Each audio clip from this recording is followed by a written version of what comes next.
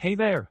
Welcome to today's video, where we'll be diving into a common problem that many developers face when creating a login system using Google ID token credential.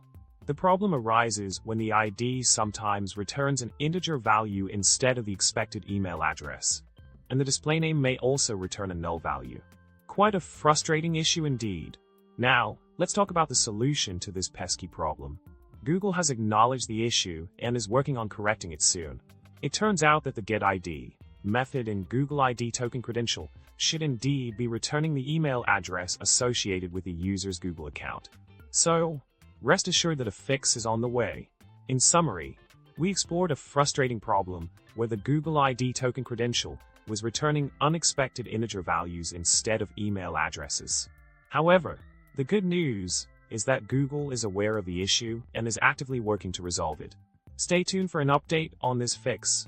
Remember to subscribe, like, and comment below with your thoughts. Happy coding!